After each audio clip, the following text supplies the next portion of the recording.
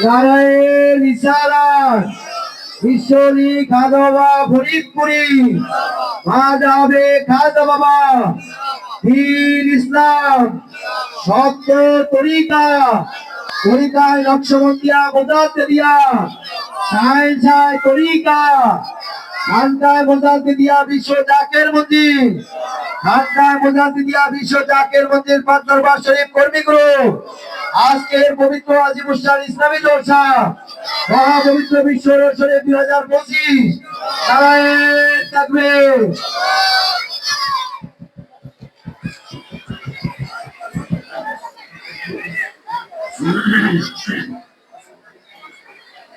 السلام عليكم ورحمة الله وبركاته. وعليكم السلام ورحمة الله. إن الحمد لله نحمده ونستعينه ونستغفره ونؤمن به ونتوكل عليه ونعوذ بالله من شرور أنفسنا ومن سيئات أعمالنا. من يهد الله فلا مضل له ومن يضلل فلا هادي له ونشهد أن لا إله إلا الله وحده لا شريك له ونشهد أن محمدا عبده ورسوله صلى الله تعالى عليه وعلى آله وسلم. أما بعد فقد قال الله تعالى في كلامه المجيد والفرقان الحميد: أعوذ بالله من الشيطان الرجيم. بسم الله الرحمن الرحيم. قد أفلح من زكاها وقد خاب من دساها.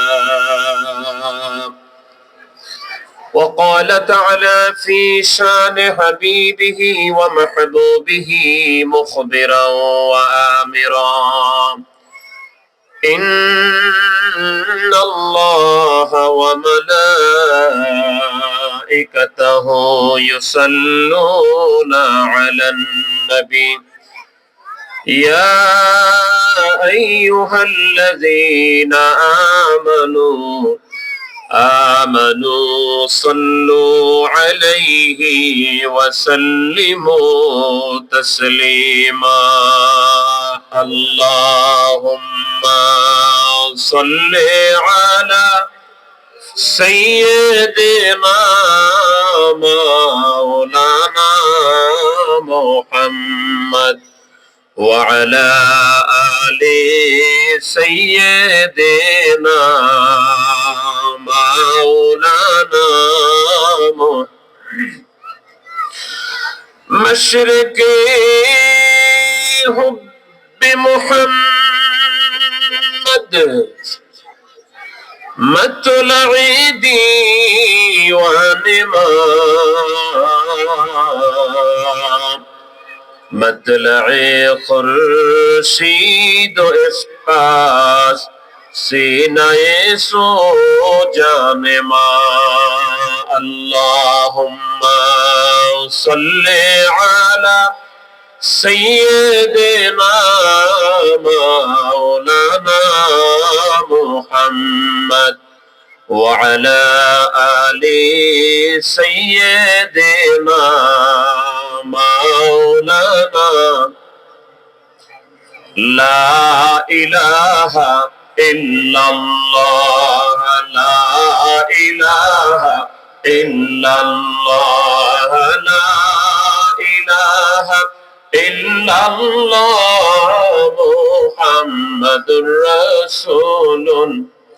حسبي ربي جل الله ما في قلبي غير الله.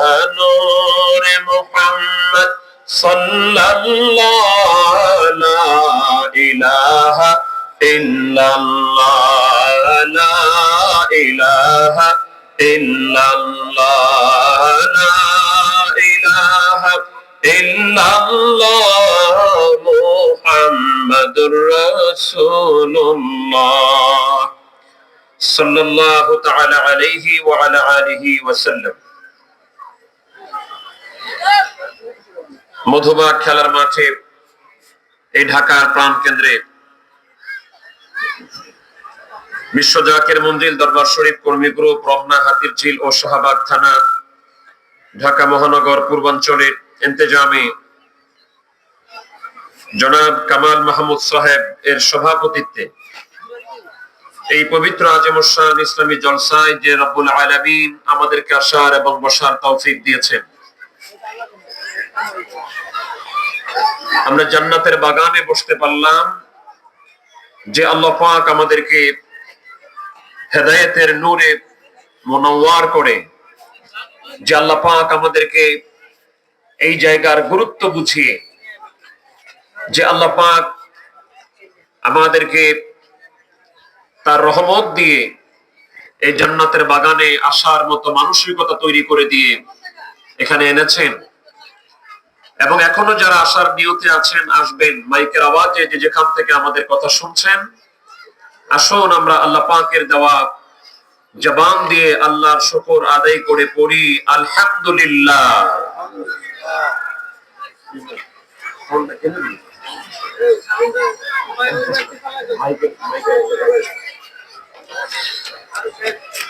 সম্মানিত উপস্থিতি, সম্মানিত হাজিরিন, আজকের অতিথিদের নাম আমরা বারবার শুনেছি। আমরা সময় সংক্ষিপ্ততার জন্য সকলের নাম উচ্চারণ করতে পারছি না, দুঃখ প্রকাশ করছি। তবে এই প্রোগ্রামকে সফল করার জন্য যারা টাকা পয়সা বুদ্ধি দিয়েছেন, যারা অক্লান্ত পরিশ্রম করেছেন, তাদেরকে মোবারকবাদ না দিলেই নয়, কৃতজ্ঞতা প্রকাশ করা, শুকরিয়া আদায় করা, এটা রাসূল করিম সাল্লাল্লাহু আলাইহি ওয়াসাল্লামের নির্দেশ। সেহেতু যারা ইন্তজাম করেছে আমরা তাদেরকে ধন্যবাদ জানাই। প্রধান অতিথি জনাব আলহাজ আলী আকবর শিকদার সাহেব, প্রধান কেন্দ্রীয় কার্যকরী পরিষদ ও সমন্বয়কারী সদস্য, বিশ্ব জাকের মঞ্জিল দরবার শরীফ কর্মী গ্রুপ, উদ্বোধক জনাব আলহাজ AKM ফরহাদ হোসেন সাহেব, কেন্দ্রীয় উপদেষ্টা, বিশ্ব জাকের মঞ্জিল দরবার শরীফ কর্মী গ্রুপ। আজকে যারা অত্যন্ত জ্ঞান গর্ভ আলোচনা পেশ করবেন, খতিব Shantipur Jame Masjid Dhaka, CEO Al Azhar international school and college, আমাদের অত্যন্ত প্রিয় ভাই আলহাজ হযরত মাওলানা শেখ সৈয়দ গোলাম কিবরিয়া আজহারি সাহেব, এবং প্রখ্যাত আলেমে দ্বীন, বিশ্ব জাকির মঞ্জিল দরবার শরীফ কর্মী গ্রুপ ওলামার সম্মানিত কেন্দ্রীয় উপদেষ্টা আলহাজ হযরত মাওলানা মাইনুদ্দিন আহমদ জাল্লাবাদী সাহেব, সম্মানিত বিশেষ অতিথিবৃন্দ জনাব আলহাজ শাহিন মোহাম্মদ হাফিজ সাহেব, জনাব হাবিবুর রহমান সেনিয়াবাদ সাহেব, জনাব আহাদুজ্জামান আহাদ ভাই, আলহাজ মোহাম্মদ ইসমাইল খান, আলহাজ মোহাম্মদ দেলোয়ার হোসেন সাহেব, জনাব আলহাজ আলামিন শুকুর, জনাব মোহাম্মদ সুলাইমান হোসেন বাইজিদ, জনাব ফারুক হোসেন রানা ভাই, জনাব মোহাম্মদ জুবাইর আনসারী, জনাব মোহাম্মদ ডক্টর মিজানুর রহমান মিলন, জনাব মহসিনুল আলম মাসুম, জনাব ডক্টর ইয়াসির আরাফাত আরিফ ভাই সহ যারা ইতিমধ্যে এই জান্নাতের বাগানে এসে বসেছেন, আমরা সকলকে মোবারকবাদ জানাচ্ছি, সকলকে আবার সালাম দিচ্ছি। আসসালামু আলাইকুম ওয়া রাহমাতুল্লাহ। আলোচনার প্রারম্ভে সে মহান রব্বুল আলামিনের কথাই বলতে চাই যে আল্লাহ পাক আমাদেরকে সৃষ্টি করেছেন, সৃষ্টি করে তিনি সৃষ্টির শ্রেষ্ঠ হওয়ার জন্য যতগুলো নিয়ামত দরকার, প্রথম নিয়ামত হচ্ছে তিনি মানুষ হিসেবে আমাদেরকে সৃষ্টি করেছেন। মানুষ হিসেবে সৃষ্টি হওয়াটা এটা আল্লাহ পাকের বিশেষ ফজল, রহমত, করুণা। দ্বিতীয়ত, ঈমানের দৌলত পাওয়া, ঈমান নামক মহা নিয়ামত, এটা পাওয়া অনেক বড় সৌভাগ্যের। ঈমান নামক দৌলত নিয়ে কোনো মানুষ যদি দুনিয়ার থেকে বিদায় হয়ে যায়, এই লোকটি অবশ্যই আল্লাহ পাকের জান্নাতে চলে যাবে। আমরা পড়ি আলহামদুলিল্লাহ। তো ঈমান নামক দৌলত যে আল্লাহ পাক আমাদেরকে দিলেন, এবং তৃতীয় পর্যায়ে ঈমানের দৌলতটা এমন একজন রাসূলকে স্বীকার করার মাধ্যমে, এমন একজন নবীর উপরে ঈমান আনার মাধ্যমে আল্লাহ পাকের বান্দাদের শামিল হওয়ার তৌফিক দিয়েছেন, যাদের ব্যাপারে কুরআনুল কারীম ঘোষণা দিচ্ছেন, কুনতুম খায়রা উম্মাতিন উখরিজাত লিন-নাস। আল্লাহ পাক যাদের ব্যাপারে ঘোষণা দিচ্ছেন যে তোমরা উত্তম জাতি, তোমাদেরকে মানব কল্যাণে বের করা হয়েছে। যে উম্মত হওয়ার ব্যাপারে রাসূল করিম সাল্লাল্লাহু আলাইহি ওয়াসাল্লাম ঘোষণা দিয়েছেন, কোন নবীর উম্মত জান্নাতে যেতে পারবে না। সবার জন্য, সব নবীর উম্মতের জন্য জান্নাত ক্লোজ থাকবে, নিষিদ্ধ থাকবে, বন্ধ থাকবে, যতক্ষণ পর্যন্ত আমি নবীর উম্মতেরা জান্নাতে প্রবেশ না করবে। সেই শ্রেষ্ঠ উম্মত হবার তৌফিক যে আল্লাহ পাক আমাদেরকে দান করেছেন। আসুন আমরা সেই মহান রব্বুল আলামিনের শুকরিয়া আদায় করে সকলে পড়ি আলহামদুলিল্লাহ। ভাইরা আমার, আমরা আল্লাহ পাকের শুকরিয়া আদায় করলে বা না করলে এটা আল্লাহ পাকের কোনো লাভও নেই, আবার লসও নেই। কোন মানুষ যদি আল্লাহ পাকের শুকরিয়া আদায় না করে, কোন মানুষ যদি আল্লাহকে সেজদা না দেয়, আল্লাহ পাক তিনি স্রষ্টা, তিনি আমাদের মনিব, তিনি আমাদের মালিক, তিনি আমাদের খালিক, তেনার মর্যাদা বিন্দু পরিমাণ কমবেও না। আবার যদি সব মানুষ আল্লাহর শুকরিয়া আদায় করি, আল্লাহর সেজদার মধ্যে পড়ে থাকি, তাহলেও আল্লাহ রাব্বুল আলামিনকে আমরা, তিনি যে আল্লাহ পাক, ইন্নাল্লাহা আলা কুল্লি শাইইন কাদির, সেখান থেকে পজিশনে, সম্মানে, মর্যাদায় সবাই তার দরবারে সেজদায় পড়ে থাকলেও বিন্দু পরিমাণ তার কোনো লাভ হবে না।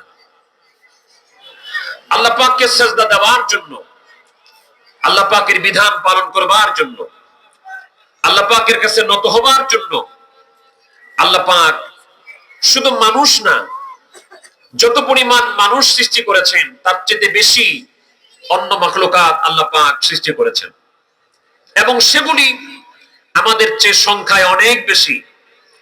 তারা আল্লাহ রাব্বুল আলামিনের দরবারে সেজদা অবনত এবং সেজদা করছেন। এই ব্যাপারে অনেকগুলি আয়াতে কারিমা আমরা কুরআনুল কারীম থেকে জানি। বিশেষ করে সূরা আর রহমানে আল্লাহ পাক বলছেন, আন-নাজমু ওয়াশ-শাজারু ইয়াসজুদান।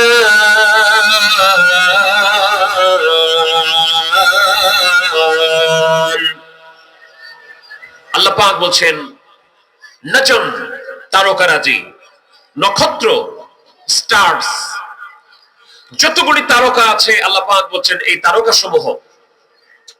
এবার বুদ্ধি করে একটু কমন একটি প্রশ্ন আপনাদের সাথে শেয়ার করি।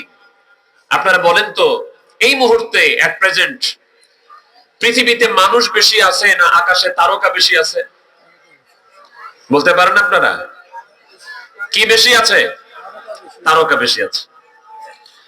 শুধুমাত্র একটা গ্যালাক্সিতে, মিল্কি ওয়েতে, শুধুমাত্র মিল্কি ওয়েতে তারকার সংখ্যা আছে 10,000 কোটি। আর গোটা পৃথিবী মিলিয়ে মানুষ এখন 700 কোটির উপরে মাত্র। কিন্তু একটা গ্যালাক্সিতে, শুধুমাত্র একটা গ্যালাক্সিতে 10,000 কোটি নক্ষত্র আছে।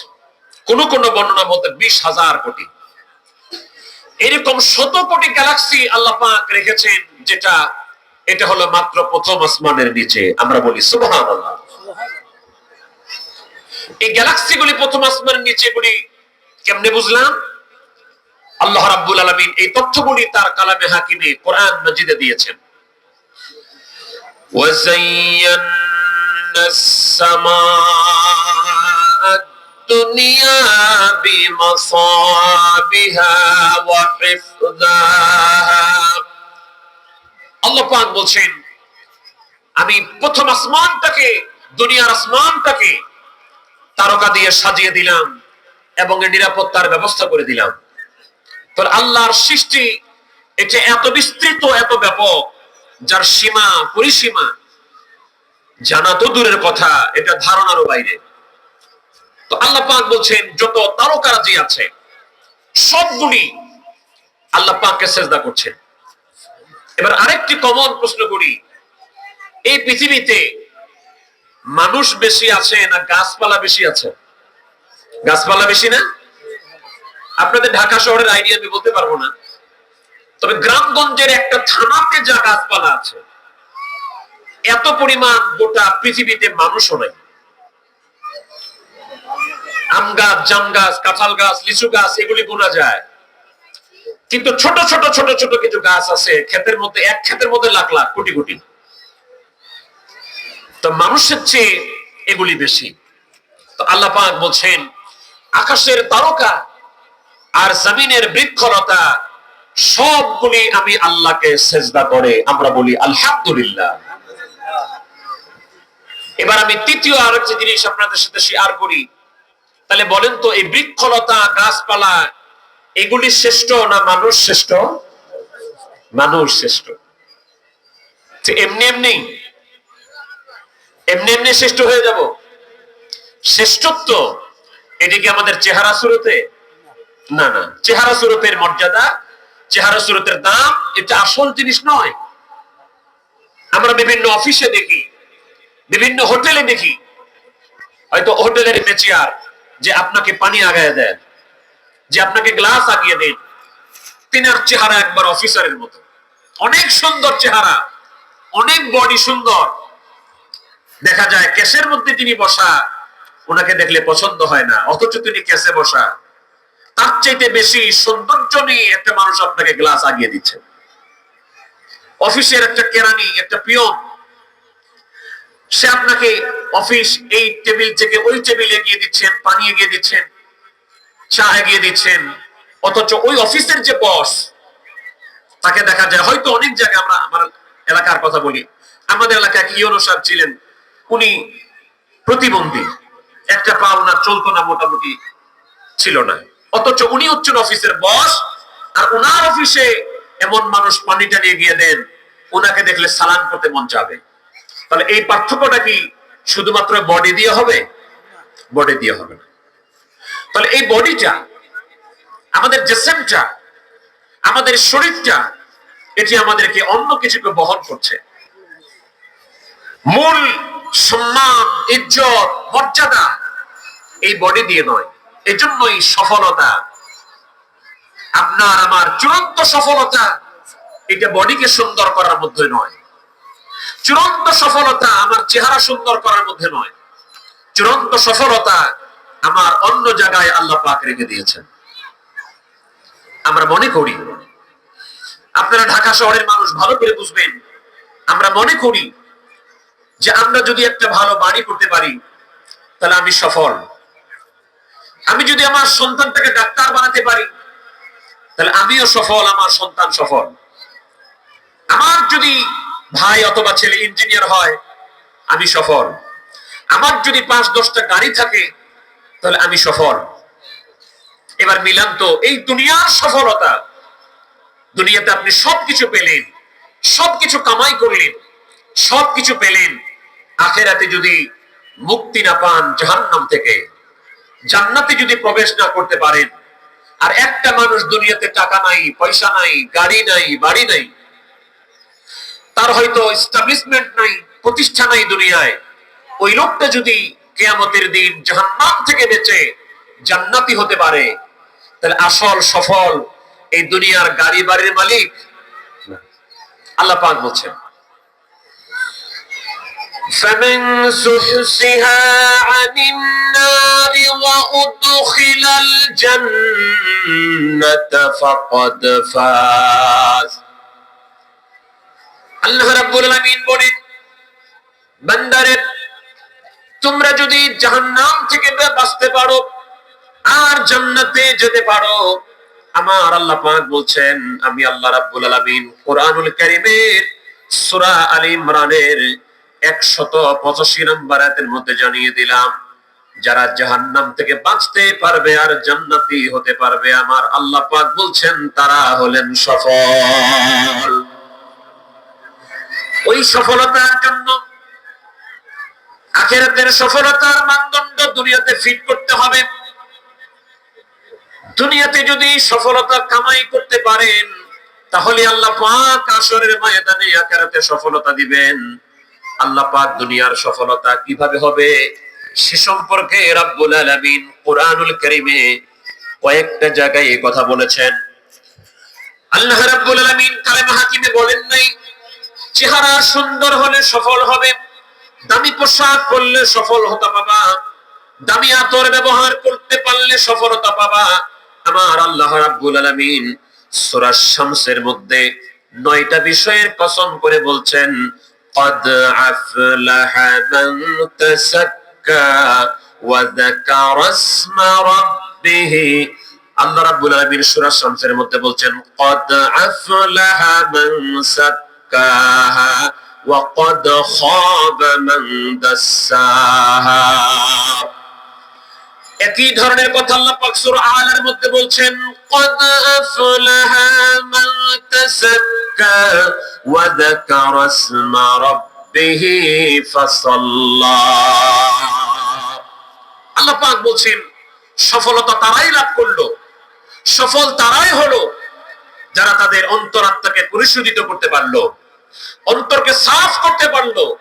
এই শরীর পাকের মধ্যে সফলতা নয়, কাপড় পাকের মধ্যে সফলতা নয়।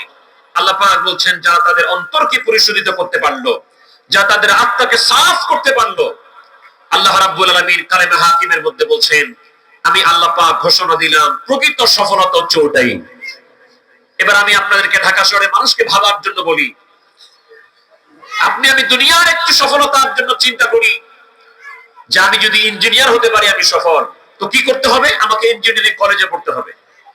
সেটার জন্য আপনার সন্তানকে ছোটবেলায় কিন্ডারগার্টেনে পড়ান। আপনার সন্তান কোন জায়গায় পড়লে পরবর্তীতে ইঞ্জিনিয়ারিং কলেজে চান্স পাবে সেটার জন্য প্রাইভেট পড়ান, পার্সোনাল টিউটর রাখেন, এক্সট্রা কেয়ার নেন, এক্সট্রা যত্ন নেন, গাইড করেন।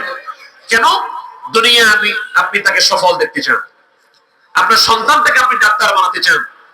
আপনি চেষ্টা করেন যে ওকে কোন ধরনের স্কুলে পড়ালে তাকে ডাক্তার বানাতে পারবো, কোন ধরনের ইন্টারমিডিয়েট পড়ালে তাকে আমি ডাক্তার বানাতে পারবো। তাকে কি আমাকে আর্টসে পড়াতে হবে, না সায়েন্সে পড়াতে হবে, না কমার্সে পড়াতে হবে? এটা আমরা সব বুঝি। এভাবে উদাহরণ দিতে গেলে আপনি প্রত্যেকটাতে খুঁজে খুঁজে বের করতে পারবেন যে আমরা দুনিয়ার সফলতার জন্য এক একটা জিনিস চিন্তা করি, এক এক ভাবে কাজ করি দুনিয়ার সফলতার জন্য। তো আল্লাহ পাক বলছেন মানুষেরা রে, তোমাদের সফলতা কোথায়? এটা আমি আল্লাহ পাক তো জানি। যেমন দুনিয়াতে টাকা থাকতে পারে, গাড়ি থাকতে পারে, বাড়ি থাকতে পারে, সমাজে নেতৃত্ব থাকতে পারে, এই লোকগুলিও জাহান্নামী হয়ে যেতে পারে। আবার দুনিয়াতে কিচ্ছু নাই, ওই লোকগুলিও জান্নাতি হয়ে যেতে পারে। তাহলে সফলতা, মূল সফলতা এই দুনিয়ার বিত্ত বৈভব, টাকা পয়সা, গাড়ি বাড়িতে নয়। কিন্তু এটার জন্য আমরা পাগল হয়ে যাই। যেটা আসল সফলতা আল্লাহ পাক বলছেন, ওই সফলতার জন্য আমরা কেউ চেষ্টা করি না। আমরা এই প্রসঙ্গে কিছু কথা বলি, ইনশাআল্লাহ শেষ করব। ওই সফলতায় যাওয়ার যখন মানুষ চলে যাবে, তখন আল্লাহ পাক এই মানুষগুলিকে ডেকে ডেকে বলবেন। ওই সফলতার পর্যায়ে যখন মানুষ চলে যাবে, আল্লাহ রাব্বুল আলামিন তখন তাদেরকে ডেকে ডেকে বলবেন যে কথাটি আল্লাহ তাআলা সূরা ফজরের 27, 28, 29 এবং 30 নম্বর আয়াতে উল্লেখ করছেন। আল্লাহ পাক বলছেন, ইয়া আইয়াতুহান নাফসুল মুতমাইন্নাহ ইরজিই ইলা রাব্বিকি রাদিয়াতান মারদিয়াহ فادخلي في عبادي وادخلي جنتي। আমরা পড়ি আলহামদুলিল্লাহ। আলহামদুলিল্লাহ। আয়াতের অনুবাদ হচ্ছে আল্লাহ পাক বলছেন, হে নফসে মুতমাইন্নার অধিকারী, হে প্রশান্ত আত্মার অধিকারী। তো প্রশান্ত আত্মার অধিকারী যারা হয় আল্লাহ পাক তাদেরকে ডেকে বলছেন, এই প্রশান্ত আত্মার অধিকারীরা তোমরা শোনো, ইরজিই ইলা রাব্বিকি রাদিয়াতান মারদিয়া, তোমরা তোমাদের রবের দিকে, আল্লাহর দিকে ফিরো এমন অবস্থায় আল্লাহ তোমাদের উপর সন্তুষ্ট আর তোমরাও আল্লাহর উপর সন্তুষ্ট। যাদের উপর আল্লাহ সন্তুষ্ট হন তাদেরকে বলা হয় রাদিয়াল্লাহু আনহু, তারাই হয় রাদিয়াল্লাহু তাআলা আনহু। এজন্য এই পর্যায়ে যারা যায় তাদের ব্যাপারে রাদিয়াল্লাহু তাআলা শব্দটি ব্যবহার করা যাবে। হতে পারেন তিনি সাহাবী, হতে পারেন তিনি তাবেঈ। একটা সূক্ষ্ম বিষয় বলে দিলাম, রাদিয়াল্লাহু তাআলা শব্দটি শুধুমাত্র সাহাবীদের শানে ব্যবহার করা যাবে এমনটি নির্দিষ্ট নয়। রাদিয়াল্লাহু তাআলা শব্দটি সাহাবায়ে কেরাম ছাড়াও যারা মুহাক্কিক আলেম, আল্লাহর ওলি, যারা নফসে মুতমাইন্নার অধিকারী, এই সমস্ত আল্লাহর ওলিদের ব্যাপারেও রাদিয়াল্লাহু তাআলা শব্দটি ব্যবহার করা যাবে। আমরা বলি আলহামদুলিল্লাহ।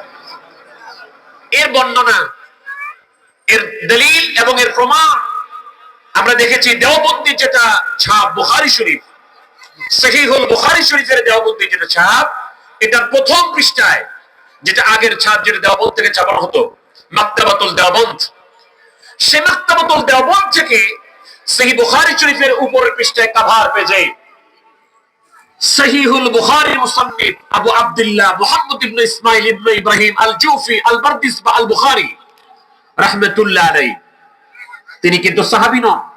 তিনার জন্ম হচ্ছে 194 হিজরিতে, তিনি তাবিঈও নন। কিন্তু দেওবন্দি সাহেব এই বুখারী শরীফের প্রথম পেজে ইমাম বুখারীর নাম লেখার পরে আমিরুল মুমিনিনা ফিল হাদিস এবং তিনার নাম লেখার পরে তিনি লিখেছেন রাদিয়াল্লাহু আনহু। যেরকম সুবহানাল্লাহ। শারিহুল মুসলিম ইমাম নববী রাহমাতুল্লাহ, তিনি মুসলিম শরীফের ব্যাখ্যা গ্রন্থ দেখতে যে তিনি ইমাম মুসলিম রাহমাতুল্লাহর নামের পরেও লিখেছেন রাদিয়াল্লাহু আনহু। উনওয়ানুল কিতাবের মধ্যে মিশকাতুল মাসাবি 11 পৃষ্ঠায়, সেখানেও সাহেবে মিশকাত আর উস্তাদের নামের পর লিখেছেন রাদিয়াল্লাহু আনহু। আমার মূল এই দলিল দেওয়া না, আমার মূল বিষয় হলো আল্লাহ পাক যাদের উপর রাজি, আল্লাহ পাক যাদের উপর সন্তুষ্ট, আল্লাহ পাক তাদেরকে ডেকে ডেকে কিছু কথা বলছেন। আল্লাহ রাব্বুল আলামিন বলছেন, হে নফসে মুতমাইন্নার অধিকারীরা, তোমরা এমন ভাবে আল্লাহর দিকে ফিরো, আল্লাহ তোমাদের উপর সন্তুষ্ট, তোমরাও আল্লাহর উপর সন্তুষ্ট। ফাদখুলি ফি ইবাদি, তোমরা আমার বিশেষ বান্দাদের মধ্যে ঢুকে যাও। ওয়াদখুলি জান্নাতি, এবং আমি আল্লাহ পাক ওয়েলকাম দিলাম, তোমাদেরকে স্বাগতম জানালাম, আমার জান্নাতের দরজা তোমাদের জন্য খোলা, তোমরা আমার জান্নাতে চলে যাও। এখান থেকে কয়টা পয়েন্ট আউট করলে কথা বলতে গেলে 2-3 ঘন্টা দরকার। এখানে আমি যে দুইটি কথা বলতে চাচ্ছি, তাহলে একটা ক্লাস আছে, ওই ক্লাসে গেলে আল্লাহ পাক বলবেন আমি তোমার উপর সন্তুষ্ট, তোমরা আমার উপর সন্তুষ্ট। আরেকটা পয়েন্ট হচ্ছে আল্লাহ রাব্বুল আলামিন ওই মানুষগুলিকে, ওই বান্দাগুলিকে এমন ভাবে ডাক দিচ্ছেন যে তোমরা একা একা থেকো না, তোমরা এমনি এমনি চলো না। ওই দলের মধ্যে ঢুকতে চাইলে আমার বিশেষ বিশেষ বান্দা আছে, আমার দলে কিছু মানুষ আছে, আমার পছন্দনীয় বান্দা আছে, তোমরা আমার ওই পছন্দনীয় বান্দাদের দলে প্রবেশ করো। আমরা বলি আলহামদুলিল্লাহ। তাহলে আল্লাহকে পাওয়ার জন্য, আল্লাহ পাকের রাজামন্দি হাসিল করার জন্য আল্লাহ পাক বলছেন আমার কিছু বান্দা আছে, এদের দলে আসো, এদের দলে প্রবেশ করো। আল্লাহ পাকের স্পেশাল দলীয়, আল্লাহ পাকের মনোনীত, আল্লাহ পাকের ঘোষিত স্পেশাল দলীয় মানুষ আল্লাহ পাক সূরা নিসার মধ্যে ঘোষণা দিয়েছেন 4 শ্রেণীর। একটু বলেন তো ভাই কয় শ্রেণীর? আরো জোরে বলেন কয় শ্রেণীর? الذين أنعم الله عليهم من النبيين والصديقين والشهداء والصالحين। আল্লাহ রাব্বুল আলামিন বলেন আমার যারা নিয়ামত প্রাপ্ত, ওই নিয়ামত প্রাপ্ত দল হলো 4 শ্রেণীর। একদল হলো মিনান নবীন, নবীগণ। 2 নাম্বার সিদ্দিকীন, সিদ্দিকগণ। 3 নাম্বার শুহাদা, শহীদগণ। 4 নাম্বার সালিহিন। এই আয়াতের তাফসীর আপনি যে কোনো তাফসীর খুলতে যান, এই আয়াতগুলির তাফসীর করলে আপনি সেখানে অবশ্যই পাবেন বাংলায় যেটা সহজ হবে আপনার জন্য, আমি আপনাকে সেটা বলি। দেওবন্দি আলেম ভাইরা যে তাফসীরি কিতাব লিখেছেন, মুফতি দেওবন্দ শফি সাহেব লিখেছেন তাফসীরে মারিফুল কোরআনে, ওখানে তিনিও লিখেছেন সিদ্দিকিন এবং সালিহিন এই দুইটা দল হলো আল্লাহর ওলিদের দুইটা শ্রেণী। জোরে কোন সুবহানাল্লাহ।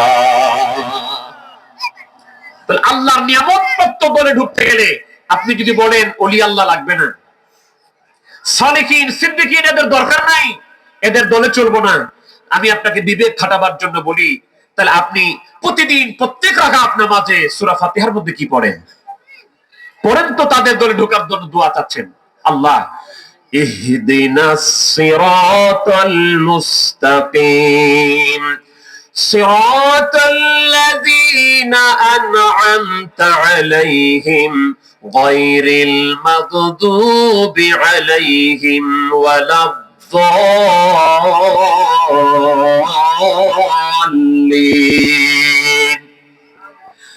আপনি আমি দোয়া করি রব্বুল আলামিন আমাদেরকে তোমার নিয়ামত প্রাপ্ত দলের মধ্যে প্রবেশ করাও, যাদেরকে তুমি নিয়ামত দিয়েছো। কাদেরকে আল্লাহ নিয়ামত দিলেন? সূরা নিসার মধ্যে আল্লাহ পাক বললেন, আমি 4 শ্রেণীর মানুষকে নিয়ামত দিলাম। একদল হলো মিনান নবীন, দ্বিতীয় হলো সিদ্দিকিন, তৃতীয় হলো শুহাদা, 4 নম্বর হলো সালিহিন। নামাজের মধ্যে আমরা দোয়া করি, আল্লাহ আমাদেরকে 4 শ্রেণীর মানুষের মধ্যে ঢোকাও। নামাজের বাইরে যদি আমরা এসে ওই দলের মানুষ না খুঁজি, তাহলে জিন্দগিতে আমাদের দোয়া কবুল হবে না। হবে? নামাজের মধ্যে যে দল খুঁজতেছি আমরা, যে দলে ঢোকার জন্য আল্লাহর কাছে দোয়া করি, আমাদেরকে নামাজের বাইরে এসে ওই দল খুঁজতে হবে। বলে কারা? যদি তাদের সন্ধান পেয়ে যাই, দেখবো ওই লোকগুলি আমার আল্লাহ রাব্বুল আলামিনের প্রতি মানুষদেরকে আহ্বান করেন।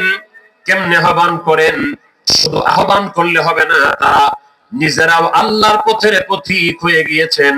তারাও নিজেরা প্রথমে আল্লাহর প্রেমে বিভোর হয়েছেন, তারাও নিজেরা আল্লাহর প্রেমে রাসূল পাক সাল্লাল্লাহু আলাইহি ওয়াসাল্লামের মহব্বত দিয়ে তাদের কলিজাকে ভরপুর করেছেন, আল্লাহর কাছে গ্রহণযোগ্য হয়ে গিয়েছেন। আমার আল্লাহ পাক বলছেন, ওই ধরনের মানুষ যদি তোমরা পাও, তাহলে তাদের পথে চলো, তাদের মতে চলো, তাদের রাস্তায় চলো। কুরআনুল কারীমে সূরা লোকমানের 15 নম্বর আয়াতে আল্লাহ পাক বলছেন, ওয়াত্তাবি'i সাবিলা মান আনাবা ইলাইয়া। আমার বান্দারা শোনো, যারা আমি আল্লাহর অভিমুখী হয়ে গিয়েছেন, আমি আল্লাহর পথের পথিক হয়ে গিয়েছেন, আমি আল্লাহর প্রতি এনাব হয়ে গিয়েছেন, আমার বান্দারা শোনো, আমি আল্লাহ পাক তোমাদেরকে আহ্বান করি, তোমরা তাদের পথে চলো, তাদের দেখানো রাস্তায় চলো। তাদের দেখানো রাস্তায় যদি চলা যায়, আল্লাহ পাক বলছেন তাদের রাস্তায় চললে তোমরা সিরাতুল মুস্তাকিম পেয়ে যাবা। সুবহানাল্লাহ। আমাদের টার্গেট হচ্ছে সিরাতুল মুস্তাকিম, সহজ সরল সঠিক পথ। এই পথটা কোনটা? আমাদেরকে কোরআনের সূত্র ধরে খুঁজতে গেলে আমাদেরকে সরল সঠিক সহজ পথ ওইটাই, যে পথে নবীরা, যেই পথে আল্লাহর ওলি সিদ্দিকিনরা, যেই পথে শহীদরা, যেই পথে মুত্তাকিন সালিহিন বান্দারা, এই দল 4টা যেই পথে, আমাদেরকে আর অন্য কোথাও যাবার খোঁজার দরকার নাই। এই 4 দলের লোক যে জায়গায়, ওটাই হচ্ছে সরল পথ, ওটাই সঠিক পথ। আল্লাহ পাক আমাদেরকে ওই পথের চলার তৌফিক দান করেন, আমরা বলি আমিন। এবার অনেক ভাইরা আছেন বিভিন্ন জায়গায় দাঁড়িয়ে দাঁড়িয়ে, হয়তো প্যান্ডেলের বাইরে আছেন, মাইকের আওয়াজ যে যেখান থেকে শুনছেন, ওইখান থেকে চিন্তা করছেন ওখানে যাব কি যাব না, এই মাহফিলে বসবো কি বসবো না। আমি জোর করে বসতে বলি না, স্বাভাবিক করছে। আপনি চিন্তা করেছেন এখানে তো জিকির আজকাল হয়েছে, ওরা তো জিকির করছে, ওদের মতো করে জিকির করছে, তাহলে ওইখানে গেলে বুঝি আমাদের মানুষ পছন্দ করবে না। তা আমি আপনাকে বলি ভাই, স্বাভাবিক অর্থে এখানে জিকির আমরা যারা করেছি, এখানে যারা জিকির হয়েছে, তারা কি দুনিয়ার মানুষের নামে জিকির করেছেন না আল্লাহর নামে? আর জোরে বল, কার নামে? আল্লাহর জিকির করেছেন। আল্লাহ আল্লাহ আল্লাহ আল্লাহ আল্লাহ আল্লাহ আল্লাহ, এই জিকিরও তো করেছেন নাকি? কিছু কিছু মানুষ আছে এরকম যে আমাদের জাকির ভাইয়ের সময় জিকির করতে করতে হয়তো জিকির করতেছে, করতে করতে একটা ভাবে তাদের মাথা নাড়িয়েছেন, হয়তো কেউ হাত নাড়িয়েছেন। আমি আমার জাকির ভাইদেরকে বলি, ইচ্ছা করে দুনিয়ার মানুষকে দেখাবার জন্য এটা করবেন না। যদি আপনি দুনিয়ার মানুষকে দেখাবার জন্য হাত নাড়ান, মাথা নাড়ান, তাহলে রিয়া হবে, দুনিয়ার মানুষকে খুশি করবার জন্য হবে। আল্লাহ পাক বলবো ওই জিকির আমার দরকার নেই। দুনিয়ার মানুষকে করার জন্য করবেন না, খুশি করবেন আল্লাহকে। শুধু এটা না, আপনি জামাতের সাথে প্রথম কাতারে নামাজ পড়বেন, যদি নিয়তটা হয় আমি প্রথম কাতারে নামাজ আদায় করব, আর এলাকার মানুষ আমাকে বড় মুসল্লি বলবে, এরে অমুকে তো প্রথম কাতারে নামাজ আদায় করছে, এই নিয়ত যদি হয়ে যায় আল্লাহ বলবে তোর নামাজ তোর কাছে থাক। তাহলে দুনিয়ার মানুষকে দেখাবার জন্য নয়, যাকে খুশি করবার জন্য করবেন তিনাকে খুশি করলেই হলো। যদি আল্লাহকে খুশি করার পরিবর্তে দুনিয়ার মানুষকে খুশি করার জন্য করেন, তানবিহুল গাফিলিনে আল্লামা আবুল্লাহ সামারকান্দি রহমতের একটা উদাহরণ দিচ্ছেন ছোট্ট করে এইভাবে। একটা মানুষ বাজারে গেলেন ব্যাগ নিয়ে, বাজার থেকে যখন ফিরে আসতেছেন তিনি বাজার করেন নাই, ইলিশ মাছ, রুই মাছ, গরুর গোশত, খাসির গোশত এগুলি কিনেন নাই। করছেন কি, উনি খড়, কোটা, পলিথিন, ব্যাগ এগুলি ভর্তি করে ব্যাগের মধ্যে ভর্তি করে বাড়িতে রওনা দিয়েছেন। প্রতিমধ্যে তো মানুষগুলি দেখছে, হারে অমুক চৌধুরী সাহেব, এলাকা কেউ চৌধুরী সাহেব, আবার ডোন্ট মাইন্ড প্লিজ, বুঝার জন্য বলছে, অমুক মাতবর চৌধুরী ইটিসি, আরে উনি তো আজকে অনেক বেশি বাজার করছে। মানুষ আপনাকে বাহবা দিল, আপনি মানুষের ভালো পাওয়ার জন্য, বাহবা পাওয়ার জন্য ব্যাগ নিয়ে রওনা দিয়েছেন। আল্লামা বলে সামারকান্দি রহমতুল্লাহ বলেন, ঠিক ওই লোকটি যখন মানুষের বাহাবা পেয়ে গেল, কিন্তু বাড়িতে যায় তার বিবিকে রান্না করতে দেওয়ার মতো কিচ্ছু পেল না, তার ব্যাগের থেকে বিবি রান্না করার মতো কিচ্ছু পেল না।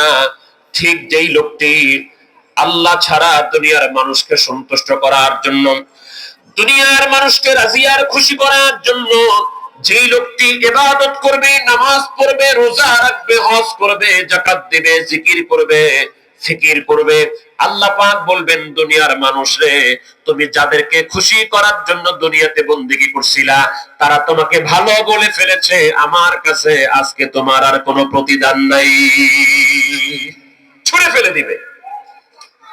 তাহলে ওই খালেস বন্দেগী, একনিষ্ঠ বন্দেগী, ওই বন্দেগীটি আল্লাহ পাক চান। আর ওই বন্দেগী কিভাবে অর্জন করা যায়, কিভাবে শেখা যায়, ওই বন্দেগী শেখার জন্য একজন শিক্ষকের দরকার আছে না নাই? শিক্ষকের দরকার আছে। খালেস বন্দেগী কেমনে শিখবেন, ওই রকম একজন শিক্ষক দরকার। তাহলে আমাদেরকে চিন্তা করতে হবে, এমন একজন শিক্ষক আমাকে গ্রহণ করতে হবে, এমন একজন শিক্ষক আমাকে ধরতে হবে, এমন একজন শিক্ষকের কাছে যেতে হবে যিনি আমাকে ওইটা শিখাতে পারবেন। তো আমাকে ওইটা ওই রকম শিক্ষক তালাশ করার জন্য আমাকে আগে চিন্তা করতে হবে যে শিক্ষককে আমি তালাশ করতেছি আসলে ওই শিক্ষক কি ওই পর্যায়ে নিজে গেছেন কিনা, আসলে উনার খুশুসিয়াত আছে কিনা, উনার ইখলাস আছে কিনা, উনার নিজের হুজুরিতে আছে কিনা, এটা আমাদেরকে আগে চিন্তা করতে হবে, দেখতে হবে। আমার ভাইরা, আমি আপনাদেরকে আহ্বান করছি, আমি আপনাকে দাওয়াত দিচ্ছি। আপনারা হয়তো অন্য ভিন্ন আকারে কেউ চিন্তা করছেন, আমি আপনাকে দাওয়াত দিচ্ছি, একটা দরবার শরীফের ঠিকানা দিচ্ছি। আমাদের বাংলাদেশে, এই বাংলাদেশের ফরিদপুর জেলায় সদরপুর থানার আটরশি গ্রামে 1354 বাংলায় যে দরবার শরীফ প্রতিষ্ঠিত 1947 সালের দিকে, ওই দরবার শরীফের প্রতিষ্ঠাতা বিশ্বওলি খাজা বাবা ফরিদপুরী, তিনি এমন ভাবে মানুষকে বন্দী করা শেখাতেন, তিনি এমন ভাবে আল্লাহর ইবাদত শেখাতেন, তিনি প্রত্যেক ওয়াক্তে বলতেন, বাবা মুখে আল্লাহর নাম, অন্তরে দুনিয়ার জল্পনা কল্পনা, এমন নামাজের কোনো ফল নাই, বাবা মন এবং মুখ এক করে একমাত্র আল্লাহকে সিজদা করার জন্য। সুবহানাল্লাহ। সে বলেন আটরশির পীর খাজা বাবা ফরিদপুরী জিন্দেগিতে কোনদিন কি বলেছেন, বাবা তুমি আমার বন্দেগী করো? আল্লাহ ছাড়া কারো বন্দেগী করা যায়, ইবাদত করা যায়? তিনি তো শিক্ষা দিয়েছেন গভীর রাত্রে উঠে, রাত্র 3টার সময় উঠে কোরআন তেলাওয়াতের মাধ্যমে প্রোগ্রাম শুরু করেন। তিনি শিক্ষা দিয়েছেন আল্লাহর হাবিব রাসূল পাক সাল্লাল্লাহু আলাইহি ওয়াসাল্লামের শানে দরুদ আর সালাম। আল্লাহ পাকের মুরাকাবা মুশাহাদা করার পরে তিনি শিক্ষা দিয়েছেন, বাবা যে আল্লাহ পাক তোমাকে এত সুন্দর জবান তৈরি করে দিলেন, যে আল্লাহ পাক তোমাকে দুইটা চক্ষু দিলেন, বাবা ওই জবান দিয়া তুমি কেন আমার আল্লাহ তাআলাকে ডাকো না? বাবা দিল ফাটা চিৎকার দিয়ে মোহব্বত ভরা বুক নিয়া, হৃদয় নিংড়ানো ভালোবাসা নিয়া যে আল্লাহ পাক তোমাকে এত সুন্দর করে তৈরি করেছেন, বাবা ওই আল্লাহ তাআলাকে প্রাণ খুলে তোমরা ডাকো, ইয়া আল্লাহ ইয়া রহমান ইয়া রহিম। একটু সবাই বলেন না, ইয়া আল্লাহ ইয়া রহমান ইয়া রহিম। হে খোদা করিম তুমি রহিম রহমান, কাদের গাফার তুমি সকলে তুমি জানো, আল্লাহ ইয়া রহমান ইয়া। বাবা ফরিদপুরে প্রতিদিন শেষ রাত্রে বলতেন, বাবা তুমি যত বড় জ্ঞানী গুণী বুদ্ধিমান বৈজ্ঞানিক সায়েন্টিস্ট হও না কেন, পরবর্তী তোমার ভাগ্যে কি বহন করে নিয়ে আসতেছে তুমি তা জানো না। বাবা দুনিয়া থেকে একদিন চলে যেতে হবে, দুনিয়াটা থাকার জায়গা না।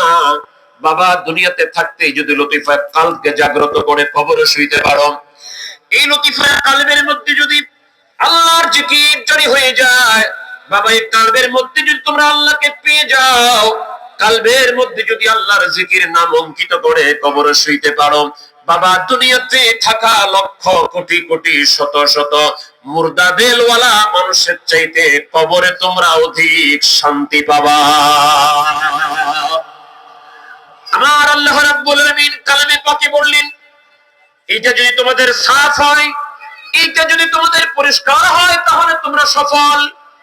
ওই বিদ্যা কাল কেমনে সাফ করা যায়, এই কালবের মধ্যে দুনিয়ার চিন্তা, দুনিয়ার মহব্বতের ধারণা, শয়তানের কুমন্ত্রণা, কাম ক্রোধ লোভ মোহ মদ মাৎসর্য হিংসা কিনারিয়া কামনা বাসনা সবকিছুকে বিসর্জন দিয়ে কেমনে দিলটা আল্লাহমুখী করা যায়, ওই সাধনা, ওই প্রচার, ওই শিক্ষায় সারা জীবন আক্রোশী পীর খাজা বাবা ফরিদপুরি এবং সমস্ত আল্লাহর ওলিরা দিয়েছেন। আমরা বলি সুবহানাল্লাহ।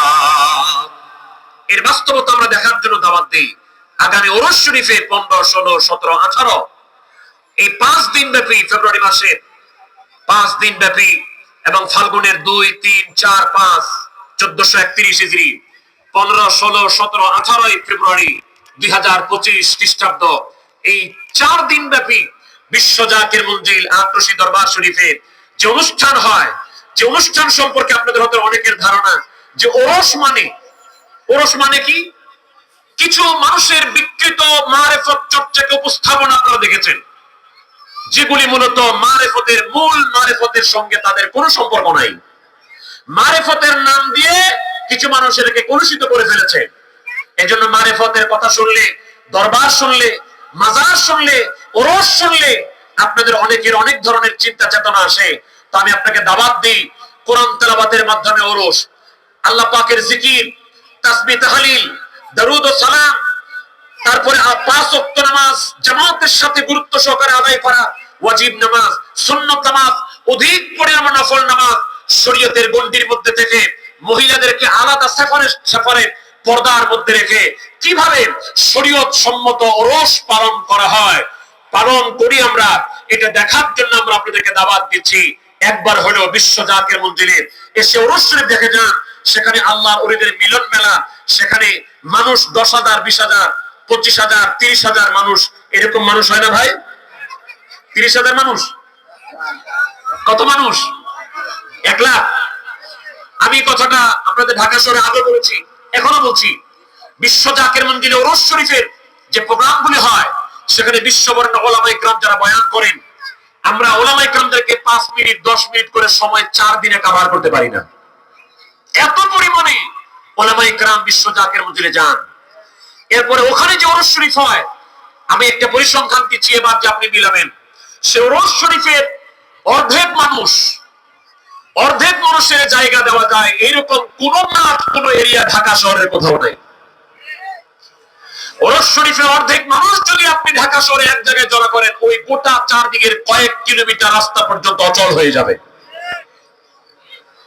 এত বড় আল্লাহ পাকের পাওয়ার একটা দরবার যে আছে, আল্লাহ পাকের পাওয়ার যে একটা মার্কাজ আছে, এটা দেখার জন্য এবং সত্যিকার অর্থে আল্লাহর ওলির দরবার, যে সেখানে গেলে যেমনি ভাবে শরীয়তের চর্চা হয়, সেখানে গেলে মানুষের মানবিক মূল্যবোধ ফিরে আসে, একজন মানুষ আরেকজন মানুষের সাথে সৌহার্দ্যপূর্ণ ব্যবহার, আদব, শৃঙ্খলা, নিয়মানুবর্তিতা এবং একজন আরেকজনকে সম্মান করা, এই যে যদি শিখতে চান, আমি দাওয়াত দিয়ে গেলাম বিশ্ব জাকের মঞ্জিলে আসেন।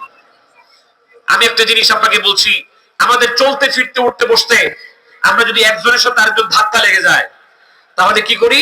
যিনি ধাক্কাটা দেন উনি ফাপড় নেন। এই ধাক্কা দিলা কেন? মানে নিজেকে সামলাবার জন্য। কিন্তু বিশ্ব জাকের মঞ্জিল এমন একটি আল্লাহর ওলির দরবার, আদব শৃঙ্খলা, মানুষকে সম্মান দেওয়ার যে নিয়ম, এটা আপনি যা যাচাই করে দেখিয়েন। বাই চান্স যদি কেউ কারোর সাথে ধাক্কা লেগে যায়, কেউ যদি কারোর সাথে সংঘর্ষ হঠাৎ লেগে যায় অজান্তে, তাহলে যিনি ধাক্কা খাইছেন, যিনি ব্যথা পাইছেন, উনি উল্টায়া যিনি ব্যথা দিছেন তার কাছে ক্ষমা চান, ঠিক কিনা? আমাদের এখানে বা যে কোনো জায়গায় 10,000, 5,000, 20,000 মানুষ হলে খাবার জন্য পিড়াপিড়ি লাগে। অনেক জায়গায় জেনারেল প্রোগ্রামে 10,000, 20,000, 50,000 মানুষকে খাবার দিলে মারামারি হয়, কাটাকাটি হয়, খুনাখুনি পর্যন্ত হয়। এরকম ইতিহাস আছে না ভাই? কিন্তু আল্লাহর ওলির দরবারে লক্ষ লক্ষ মানুষ খাবার খাচ্ছেন, তবারক খাচ্ছেন, কারো সাথে কারো ধাক্কা ধাক্কি নেই, কারো সাথে কারো মারামারি নেই। কেউ বলে না যে আমি আগে ধাক্কায় নিব, বরং এক ভাই আরেক ভাইকে আগায় দেয়, ভাই আপনি আগে দেন। আমরা দেখেছি এই মহব্বতের খেলা একদিন ছিল সোনার মদিনায়, ওই মহব্বতের খেলা খাজা বাবা ফরিদপুরি মিলিয়েছেন বিশ্ব জাকের মঞ্জিলে সোনার বাংলায়। মানুষের এখন বর্তমানে অনেক কিছু হচ্ছে, আমরা অনেকভাবে উন্নত হচ্ছি, কিন্তু আমরা ভদ্রতা হারিয়ে ফেলছি, শিষ্টতা হারিয়ে ফেলছি, বড়দেরকে সম্মান করা ভুলে যাচ্ছি। বাবাকে সম্মান দেওয়া, বড় ভাইকে সম্মান দেওয়া, এগুলি আমাদের হারিয়ে যাচ্ছে। কিন্তু প্রাতিষ্ঠানিক ভাবে আমরা অনেক শিক্ষিত হচ্ছি, আমাদের বিশ্ববিদ্যালয় বাড়ছে, আমাদের কলেজ বাড়ছে, আমাদের জ্ঞান বিজ্ঞানের শাখা বাড়ছে, কিন্তু মানুষের প্রতি মানুষের শ্রদ্ধাবোধ, মূল্যবোধ, আদব, তাজিম, তাকরিম এবং এই মানুষের যে চারিত্রিক বৈশিষ্ট্য, এগুলি কমে যাচ্ছে। আমি আপনাকে ইনশাআল্লাহ বলে একটি দাওয়াত দিচ্ছি, আপনার সন্তান আপনার কথা শুনছে না, আপনার ভাই আপনার সাথে বেয়াদবি করছে, আপনার ভাই বিপদে চলে গেছে, আমি আপনাকে দাওয়াত দিচ্ছি ইনশাআল্লাহ বলে আপনার সন্তানটাকে যে কোনো কামেল পীরের, যে কোনো কামেল আল্লাহর ওলির দরবারে নেওয়া আনা করেন। বিশেষ করে আমার পীরের দরবারে, খাজা বাবা ফরিদপুর দরবারে কিছুদিন নেওয়া আনা করেন। 6 মাস যেতে না যেতে যে সন্তান আপনাকে চোখ রাঙিয়ে কথা বলতো, ওই সন্তান আপনার চোখে চোখ রেখে কথা বলতে লজ্জা পাবে, ভয় পাবে। ভাইরা আমার, আল্লাহর ওলিদের দরবারে এগুলি শিক্ষা দেওয়া হয়। এই জন্য আমরা বলছিলাম যে আপনি ডাক্তার হওয়ার জন্য, ইঞ্জিনিয়ার হওয়ার জন্য, সফলতার জন্য চেষ্টা করছেন এবং সেই প্রিপারেশন নিচ্ছেন, কিন্তু যেটা হলে, যেটা সাফ হলে আসলেই সফলতা, যেটা হলে আল্লাহ পাক বলছেন তুমি সফল, কিয়ামতের দিন মুক্তি পেয়ে যাবা, ওই সফলতার জন্য আমরা কে কয়দিন কোন প্রতিষ্ঠানে গিয়েছি, কোন শিক্ষকের কাছে গিয়েছি। আমরা ডাক্তার হওয়ার জন্য মেডিকেলে পড়লাম, ইঞ্জিনিয়ার হওয়ার জন্য আমরা ইঞ্জিনিয়ারিং কলেজে পড়লাম, মানুষ হওয়ার জন্য মানুষ গড়ার প্রতিষ্ঠানে আমরা কে কয়দিন গেছি, আমাদের ভাবা দরকার। ভাইরা আমার, আপনি মানেন আর না মানেন, মানুষ করার অরিজিনাল কারখানা হচ্ছে আল্লাহর ওলিদের দরবার। আল্লাহর ওলির দরবারে গেলে একজন সাধারণ মানুষ ওলি আল্লাহ হয়, অচল সচল হয়, জিরো হিরো হয়ে যায়। যে দিলের মধ্যে আল্লাহর জিকির নাই, ওই দিলের মধ্যে আল্লাহর জিকির জারি হয়ে যায়। আল্লাহর জিকিরে দিল মাতোয়ারা হয়ে যায়। যে লোক আমার রাসূল করিম সাল্লাল্লাহু আলাইহি ওয়াসাল্লামকে সম্মানের সহিত তার নাম নিতে পারতো না, ওই লোক আমার দয়ার নবীর নাম শুনলে ওই লোকের চোখে পানি আসতে বাধ্য। এই কাজগুলি হয় আল্লাহর ওলির দরবারে গেলে। ভাইরা আমার, আল্লাহর ওলির দরবার মানে আমরা মাঝখান দিয়ে বলছিলাম যেখানে শরীয়ত নাই, মহিলা পুরুষ একসাথে অশ্লীল বাক্য করা, অশ্লীল বাচন ভঙ্গি, এগুলি মূল তরিকত এবং তাসাউফের অংশ নয়। এগুলিকে আমরাও সাপোর্ট করি না, এগুলিকে আমরাও গ্রহণ করি না। আল্লাহ ছাড়া দুনিয়ার কাউকে, কোন সৃষ্টিকে সেজদা করা বিশ্ব জাকের মন্দির পছন্দ করে না। দুনিয়ার লোককে দেখানো জিকির আমরাও পছন্দ করি না। আমাদের জাকের ভাই যে হাত পা নড়াইছে জিকির করতে করতে, ওইটা বলতে বলতে আমি এখানে আসছি না। অনেক মানুষ দাঁড়িয়ে দাঁড়িয়ে দেখছে, কিরে আর আবার এমনি জিকির করে কেন, হাত পা নড়ে কেন? ভাইজান, যখন আপনার ভিতর থেকে আল্লাহ রাসূলের প্রেমের জজবা আসবে, তখন যদি আল্লাহর প্রেমের জজবায় আপনার হাত পা নড়ে, এতে কোনো সমস্যা নাই। যেমন হাদিসে বুখারী শরীফ এসেছে, রাসূল করিম সাল্লাল্লাহু আলাইহি ওয়াসাল্লামের এক সাহাবী, তিনি গায়ক ছিলেন, সঙ্গীত গাইতেন, ইসলামী সঙ্গীত। কাফেলার মধ্যে সঙ্গীত গাচ্ছেন, সঙ্গীত গাইতে গাইতে যাচ্ছেন, আর ওনার কাফেলার সঙ্গীত শুনে শুনে হাদিসে বুখারীতে এসেছে উটগুলি পর্যন্ত তারা হেলে দুলে চলতেছিল। যেরকম সুবহানাল্লাহ। এটা দেখে দয়াল নবী রাসূল পাক সাল্লাল্লাহু আলাইহি ওয়াসাল্লাম বলছেন, ওরে আনজাসা, তুমি যে সঙ্গীত গাচ্ছ, কাঁচকুড়ি তো ভেঙে টুকরা টুকরা হয়ে যাবে, মানে উটের উপরে নারীরা আছে, তোমার সঙ্গীত শুনে উটেরা যেভাবে হেলে দুলে চলতেছে, এটা যদি অব্যাহত থাকে, তাহলে উপর থেকে নারীরা পরে তারা ব্যথা পাবে, কষ্ট পাবে। তাহলে আল্লাহর প্রেমে, নবীর মহব্বতে জজবা যদি হয়ে যায়, ওই সময় তার বাচন ভঙ্গি, বডি ল্যাঙ্গুয়েজ যদি ভিন্ন হয়ে যায়, আল্লাহকে খুশি করার জন্য এবং জজবার হালতে যদি হয়ে যায়, তাহলে কোনো সমস্যা নাই। কিন্তু মানুষ দেখানো হইলে সমস্যা আছে না নাই? আমরা এটার উদাহরণ বহু দিতে পারি। এটা রাজনৈতিক প্রোগ্রাম না, রাজনৈতিক আলোচনা আমরা করি না। এবং বিশ্ব জাকের মন্দির আটশি দরবার শরীফ এট প্রেজেন্ট কোন রাজনৈতিক দলের এজেন্ডা বাস্তবায়ন করে না, কোন রাজনৈতিক কর্মসূচি বিশ্ব জাকের মন্দিরে চলে না। বুঝার জন্য বলছি, আপনি যে দল করেন, যে দলকে ভালোবাসেন, ওই দলের স্লোগান দেওয়ার সময় অনেক মানুষ যারা স্লোগান দেয়, একটু লাফায় উঠে না ভাই? তা আমি তো বলতে পারি, আপনি স্লোগান দিবেন, এমনি দিবেন নারে তাকবীর, আপনি এবার এমনি কেন করছেন নারে তাকবীর? আপনি এমনি কেন করছেন? এটা একটা বাচন ভঙ্গি হতে পারে, এটা জজবা হতে পারে। আমি আরো স্বাভাবিকভাবে বুঝাই দিই, যদি আপনি জজবা থাকে, আমি আবার বলছি, মানুষ দেখানো কোনো জজবা দেখানোর সুযোগ নেই। যদি হয়ে যায়, এটা আপনি নিন্দা করতে পারবেন না। স্বাভাবিকভাবে বুঝাই দিই, আপনাদের ঢাকা শহরে হাজার হাজার মাদ্রাসা আছে, হেফজখানা আছে। মন চাইলে রাত্রের বেলা যায় দেখেন, না হলে আগামীকাল সকালবেলা যায় দেখেন, দেখবেন হাফেজ সাহেব, সম্মানিত হাফেজ সাহেবেরা এবং তালেবুল ইলম ছাত্র ভাইয়েরা হেফজ পড়ছে। যিনি সবক শিখাচ্ছেন এবং যিনি সবক নিচ্ছেন, তিনিও কোরআনুল কারীম তেলাওয়াত করছেন। আমার দিকে একটু তাকায় দেখেন, এমনি আউযু বিল্লাহি মিনাশ শাইতানির রাজীম, বিসমিল্লাহির রহমানির রহিম, আলিফ লাম মিম, যালিকাল কিতাবু লা রাইবা ফীহি হুদাল লিল মুত্তাকিন। এরকম দোল খাওয়া আছে না? আগে খেয়াল না করলে আগামীকাল সকালবেলা যায় করে। তাহলে যদি বলেন হাত নড়বে কেন, পাও নড়বে কেন, আমি আবার বলি, জজবার সাথে হলে কোনো সমস্যা নাই। আমার ভাইরা জিকির করছে, একটু হাত পা নড়াইছে, এইটা যদি সমস্যা হয়, তাহলে কোরআন তেলাওয়াত করতে তো দোল খাওয়া যাবে না। ভাইরা আমার, এই জন্য যে যেটা বুঝে না, সে সেটা নিয়ে সমালোচনা করবেন না। এক একটা মানুষের এক একটা স্তর আছে। আল্লাহ পাক কোন মানুষকে কোন স্তরে রাখেন, কার কোন পর্যায়ে, সেটা আল্লাহ পাক ভালো জানেন। তবে আবার সতর্ক করছি, আল্লাহর সন্তুষ্টির জন্য সব করবেন, দুনিয়ার মানুষকে দেখাবার জন্য কিছু করবেন না। ভাইরা আমার,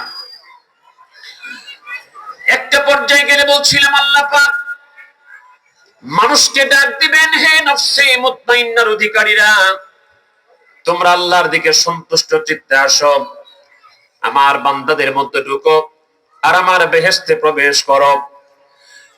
আয়াতে কারিমা যখন নাযিল হয়ে গেল, হযরত হাফিজ ইবনে কাসির রাহমাতুল্লাহ আলাইহি বিশ্ববিখ্যাত তাফসীরুল কোরআনুল আযীমে উল্লেখ করছেন, এই আয়াত যখন নাযিল হয়ে গেল আল্লাহর হাবিব রাসূল পাক সাল্লাল্লাহু আলাইহি ওয়াসাল্লামের উপরে, তখন হযরতে আবু বকর সিদ্দিক রাদিয়াল্লাহু তাআলা বললেন, ইয়া রাসূলুল্লাহ, ইয়া হাবিবাল্লাহ, ওগো দয়াল নবীজি, কত সুন্দর আয়াত, এই চারটি কত সুন্দর আয়াত। আমার দয়াল নবী রাসূল পাক সাল্লাল্লাহু আলাইহি ওয়াসাল্লাম বললেন, আবু বকর রে, তোমার কি পছন্দ হয়েছে নাকি? জোরে কাম সুবহানাল্লাহ। নারে তাকবীর, নারে তাকবীর, নারে রিসালাত, নারে রিসালাত। বিশ্বনী খাজা বাবা ফরিদপুরি শেখ সৈয়দ গোলাম কিবরিয়া আজহারী সাহেবের আগমন। এটা জোরে বললেন, শেখ সৈয়দ গোলাম কিবরিয়া সাহেবের আগমন।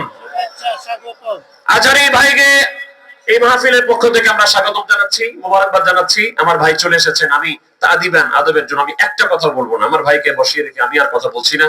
আমার ভাইয়ের উনি সময় মতো এসেছেন, ইনশাআল্লাহ উনি আমাদের দরবার শরীফে গিয়েছেন, আর সেখান থেকে দুটো জিনিস আপনাদেরকে শেয়ার করবে। এবং ওই মিশর আল আজহার বিশ্ববিদ্যালয়ের সুনামধন্য শিক্ষার্থী, এবং ঢাকাতে ওনার কয়েকটি প্রতিষ্ঠান আছে, আল Azhar international school and college, তিনি সেটার সিইও।